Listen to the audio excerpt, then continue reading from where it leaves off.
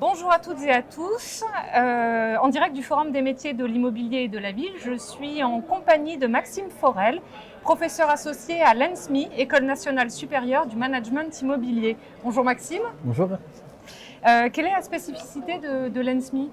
Alors, la spécificité de l'ENSMI, elle est multiple. Déjà, on est une école qui a vocation à former les managers immobiliers de demain dans un certain nombre de secteurs de l'immobilier.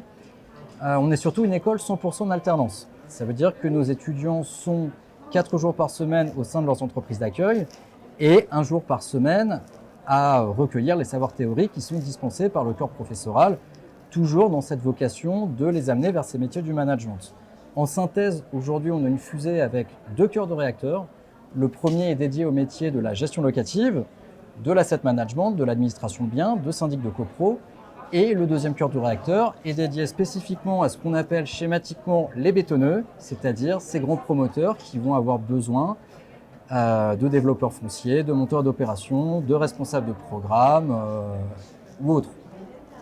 D'accord. Et alors j'imagine que vous avez une actualité au sein de l'école ENSMI que vous communiquez sur le forum. Alors on a une actualité qui est relativement chargée. En fait, en ce moment, elle est triple. La première, c'est que nos étudiants sont actuellement en train de participer à la Startup Week, qui est la junior entreprise de l'école, c'est-à-dire que nos étudiants travaillent pendant une semaine avec des tuteurs pour créer des projets innovants dans l'immobilier.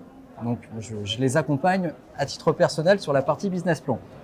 La deuxième actualité, c'est que l'école se conçoit dans un contexte international et cette année, nos étudiants se déplacent à Dubaï pour assister à un ensemble de conférences, rencontrer des acteurs dubaïotes qui travaillent sur ce marché qui est un marché vraiment très spécifique mais qui leur permet d'avoir une ouverture sur le monde, une ouverture sur l'horizon parce que l'immobilier aujourd'hui s'internationalise. Enfin, dernier petit sujet, aujourd'hui on travaille sur la création d'un nouveau MBA qui va être dédié à 100% au métier de la PropTech, c'est-à-dire ces entreprises digitales qui révolutionnent d'anciens métiers ou des métiers qui existent depuis fort longtemps, comme le syndic de copro, pour mettre à la disposition de professionnels et d'utilisateurs des solutions digitales qui les aident à mieux travailler. Donc on a la volonté d'être les premiers à créer un MBA 100% dédié à la PropTech. Et justement, pour revenir sur un point que vous avez évoqué, pourquoi Dubaï ?